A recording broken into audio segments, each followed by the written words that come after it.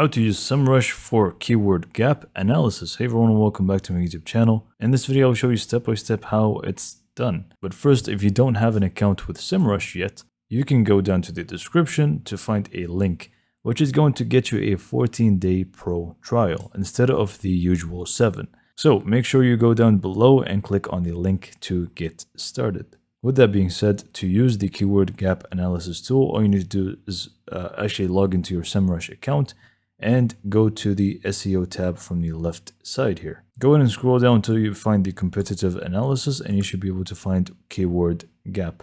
Simply click on that, and you are going to be able to add your domain first, and then you add the other domain, and you are just going to be able to compare them. For demonstration purposes, I added monday.com versus the asana.com domains here. So I'm just going to use those as an example and click on compare. And just like that, now you have a full-on comparison between your two domains, or the two domains that you added, or even more than two. You can add multiple different domains.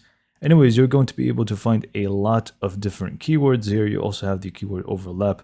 But down here, the table is, I believe, the most important part here, because you are going to be able to see all the different shared keywords that are going to be between the two different domains. But even more important than the shared one, if you click on missing, you're going to be able to actually use this and find all the different keywords that your competitor is actually using and you are not using, and they're ranking quite high for that. So you are pretty much just going to get a lot of ideas just from this comparison. You can just use the missing tab here, and this is just going to help you quite a lot.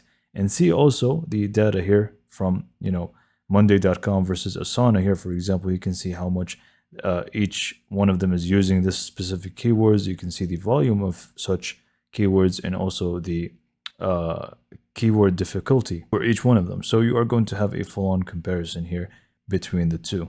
But yeah, using a keyword gap analysis is as simple as that using Semrush. You simply just want to add the domains that you want to be comparing, and you're going to have a lot of data to go through and even start using yourself. So hopefully you found this video to be informative and helpful, and for more information, subscribe to my YouTube channel, and thank you for watching.